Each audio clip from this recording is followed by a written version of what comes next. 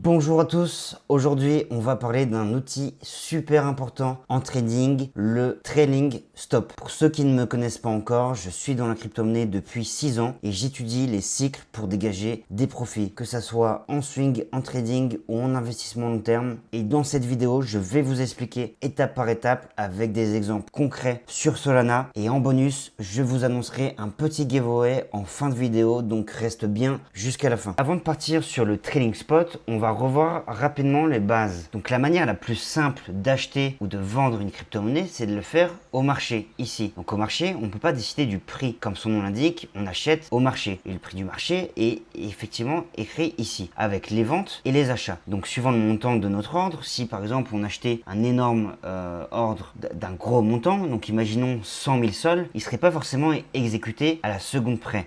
Il faut qu'il y ait de l'autre côté des ventes du même montant. Donc notre ordre serait découpé de manière la plus rapide possible et au meilleur prix en fonction de ce qu'il y a en contrepartie. Mais il serait divisé, disons, avec tous les ventes qu'il y a ici au meilleur prix. Ça serait forcément fait de manière rapide, mais pas forcément en instantané, suivant la quantité de l'ordre. Donc ça, c'est la vente ou l'achat du marché. Et donc la deuxième façon de rentrer sur un marché, d'acheter une crypto-monnaie, c'est de le faire en limite. En limite, ici, on peut faire, encore une fois, buy ou sell limite. On peut décider de la quantité de Solana qu'on souhaite avoir, ou on peut également aussi le décider en dollars et ça va automatiquement calculer la proportion en Solana. Ici, en revanche, on peut effectivement calculer le prix à laquelle on veut que cet ordre se déclenche. Donc ça permet de rentrer sans y passer des heures et de rester connecté sur ces graphiques, mais de décider un prix de vente ou d'achat si on veut acheter par exemple pendant la nuit ou à un prix précis. Donc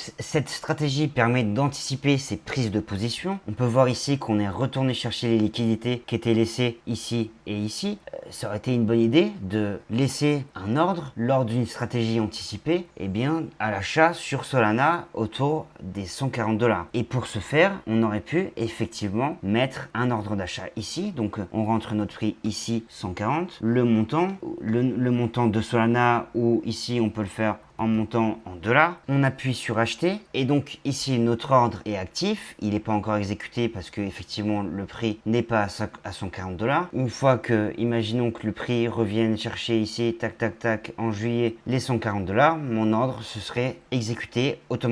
Passons maintenant au trading spot. Alors très simplement, en quelques mots, le trading spot, tout simplement un stop loss qui est dynamique. Il va suivre le prix, que ce soit pour acheter ou pour vendre. Donc on va partir pour l'exemple sur une mise en situation avec le trading spot où on paramétrait sur une vente à 170. Donc ce qu'on va faire, c'est que nous, on va décider que à 170, c'est une bonne zone pour nous pour commencer à se délester d'une partie de notre bague de Solana. Je vais changer de couleur. Et donc ici, à 170, il pourrait déjà déclencher une vente seulement si le prix viendrait à se retourner de 2%. Donc 2% sur 170, ça fait 166,40. Hop, on va changer de couleur, on va le mettre en rouge. Et donc ici, en fait, très simplement, quand notre trading spot se déclenche, il est activé, c'est bon. Ce qui va se passer, c'est que jusqu'à temps que le prix monte, le trading spot va monter avec le prix. Et donc là, partons du principe qu'il ne monte pas, par exemple,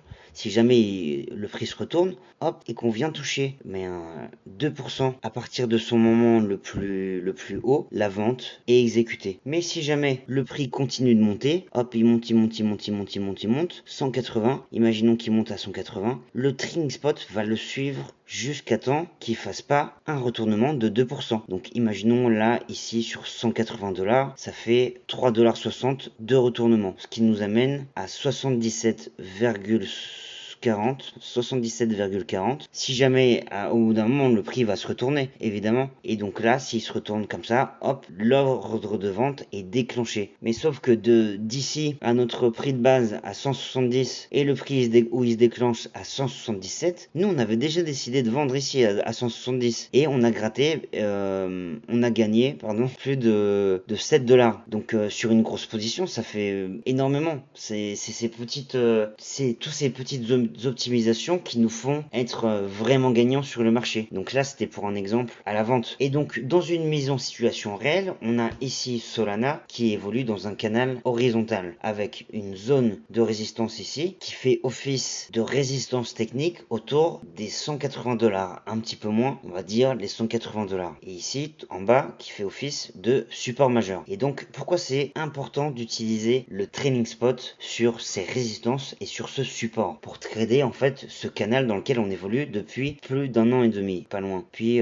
février 2024. Et bien, regardez, qu'est-ce qui s'est passé ici? On est à 180 $, mais on est allé mécher presque aux 190. Donc vous voyez, si nous on décide de vendre un petit peu avant que la zone de résistance, juste un peu avant, et bien en fait notre prix, comme on voyait juste avant, notre prix et notre trailing spot, notre prix il va monter et notre trailing spot va le suivre jusqu'à temps qu'il se retourne. Et là, nous on aura décidé d'être vendeur sur les 180 $, un peu moins, mais pour autant on aura gagné presque 17 $ par sol sur une grosse position. 17 $ par sol alors qu'on était déjà vendeur, c'est juste fabuleux. Il faut apprendre à maîtriser cet outil, donc c'est bien de l'utiliser sur des petites sommes pour vraiment apprendre à le paramétrer, quel pourcentage, dans quel cas de figure, et petit à petit, quand on maîtrise, eh bien c'est juste de la folie. Alors du coup, également sur cette zone de support, eh bien c'est un peu pareil. On est autour des 120 $, même un peu moins, 122,